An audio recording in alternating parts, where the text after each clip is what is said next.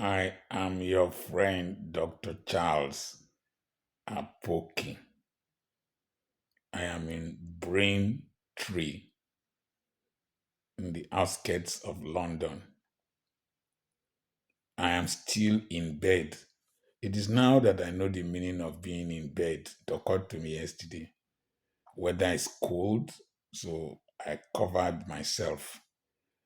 I've put on the heater, but I'll soon be going out.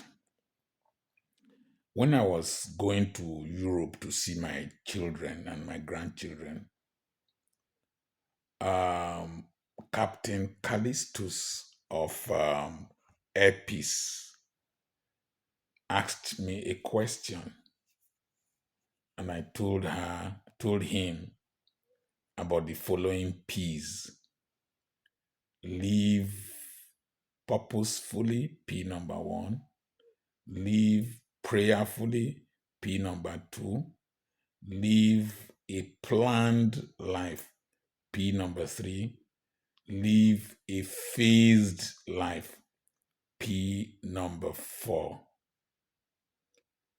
I am being accommodated by my wonderful classmate, Dr. Emmanuel Jessa. I was discussing with him about his father. Father was a lawyer from Abraka, Barrister Jessa. Very elitist man because he schooled in the UK. And those of them from Abraka that schooled in the UK and are educated, they have class. They don't tolerate stupidity, and you don't intimidate them. They are always very selective of who they associate with and their children associate with. And so I went to visit his house with him. Then we were doing internship at the Warri General Hospital. We're living in the GRA, the Government Reserved Area, number 20 School Road. And he introduced me, Daddy meets Dr. Apoki. And the father said in Yoruba language, Wewo Mamuno. That question struck me. Whose son are you? His father wanted to know my pedigree. I had none. My father was a refuse collector. He was the head man in the Warri Cemetery. There used to be a madman in the cemetery there called Sonny who would be shouting to the dead people, wake up, wake up, wake up. And then when I go visit my father in the cemetery, other people's children, they'll be playing with swings in their homes. Our own, we jumped on graves and climbed the guava trees that were there. But that question struck me. Whose son are you? Whose child are you? Wanted to know my pedigree. I had none. And I was discussing with my daughter today. I said, I made up my mind that day that no person will ever ask any of my descendants after mentioning the name Apoki, whose son are you? The story came up because somebody wanted to treat him like trash. And I asked him a simple question. Does that man not know the class your father belonged to? Because I know his father. And so right from I made up my mind, no person will ask my children, whose child are you? Even my grandchildren.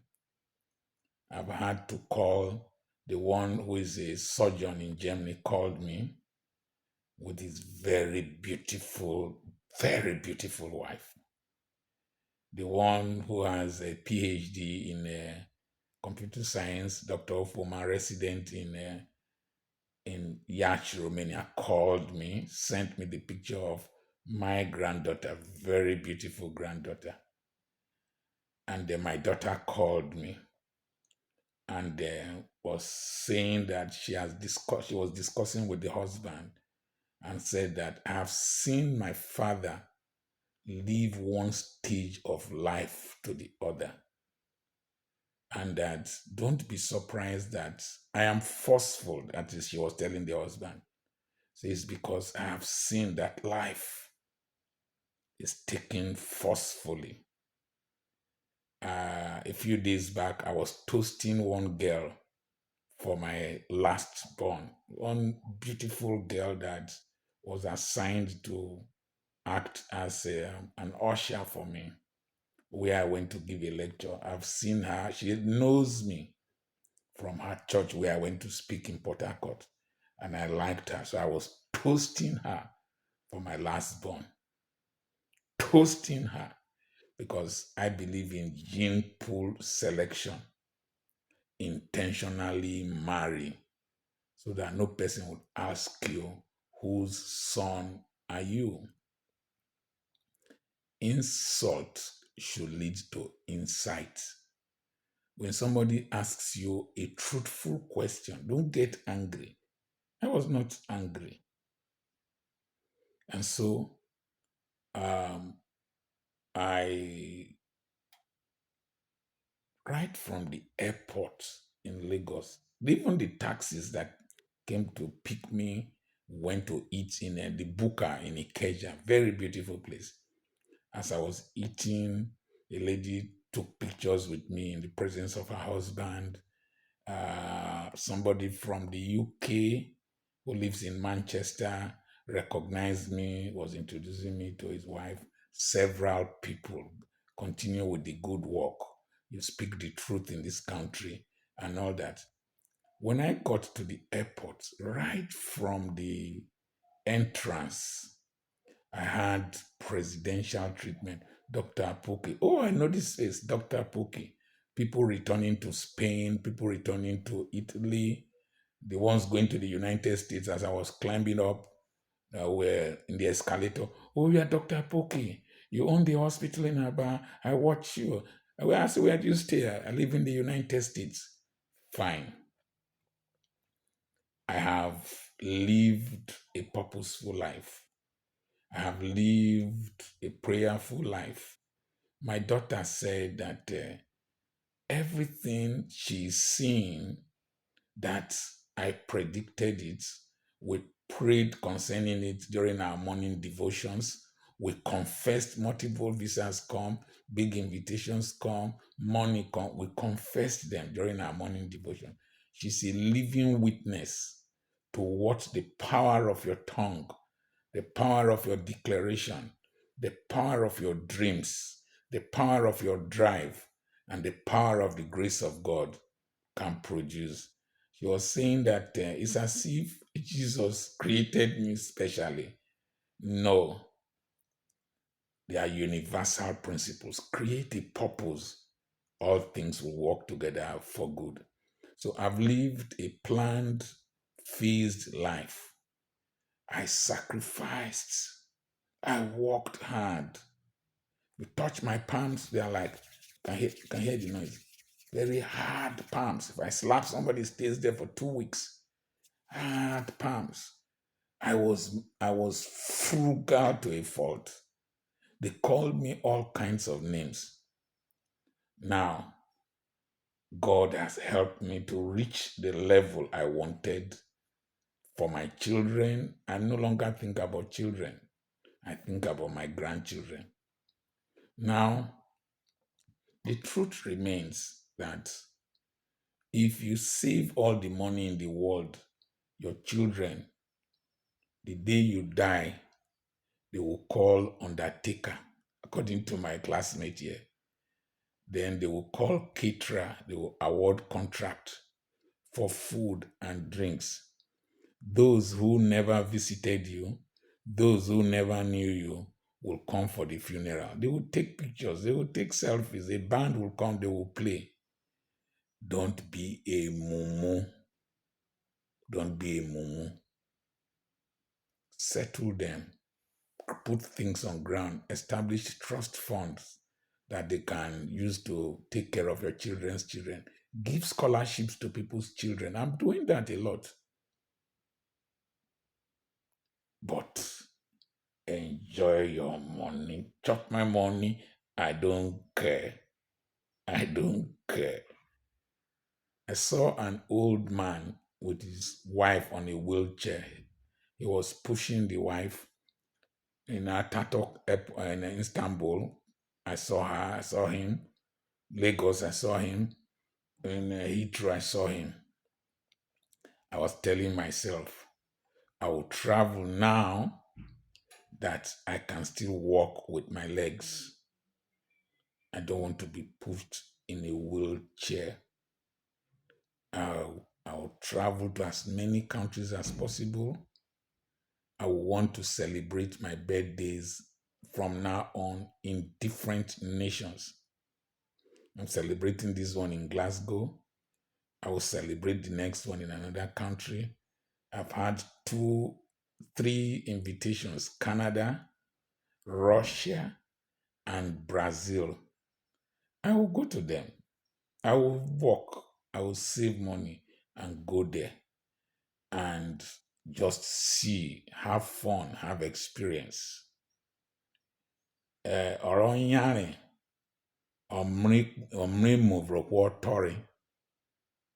means in my language that the person weighing waka see something past person weighing live long, or waka man see more than die man, according to Reverend Samson Bojo.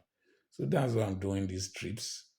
I'm having fun, even though once you go to any developed nation, it's virtually the same, it's monotonous. I'm meeting people I've never seen before. I never knew I would meet, and I'm impacting people. So remember, live a purposeful life, P number one. Live a prayerful life, prophesy these things into existence. You are your best prophet. Don't wait for any person. You are your best prophet. Speak them out. The next thing is live a planned life. A planned life. Plan. I told myself I was not going to be a professor of medicine. I was not going to specialize. I was going to provide a financial background for my children to have the best of education. I was discussing my granddaughter today, my first granddaughter. Oh boy, I'm going to train her far. She's brilliant, extremely brilliant. I'm going to give her the best of education, the best money can buy. A gift to her. Live a phased life. There was a time I didn't have basic things. I had only two shoes. I didn't have a coat. I did menial things. I drove the school bus. I could not leave the school for a day. I did all kinds. Even when I was farming till recently, I carried cassava on my head. I did all kinds. I did videos from wheelbarrow. Now I'm doing videos from the comfort of the UK. And now I'm doing videos in the plane. So live a phased life. There is a stage for everything. Don't hurry. If not, you will eat unripe fruits. And if you eat unripe grapes, will be on edge. The next thing is that phased life. Know when the one phase is over and when you are going to the next phase. I remain Dr. Charles Apoki. For those of you who are men, plan for your future. Enjoy yourself while you can. I'm not alcoholic. I don't follow women. I don't live a rough life. But this one, no, travel, I go travel, waka, I go waka, peace of mind, I go generate them. This okay, I will do that in another video. One funny thing about women.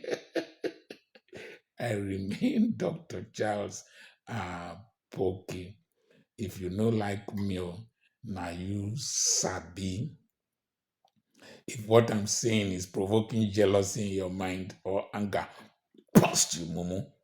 Past you. Mumu, past you. I have a webinar coming up on the 18th and on the 19th. I'll be doing that one here. Send a message to +234 80 21 21 92 62.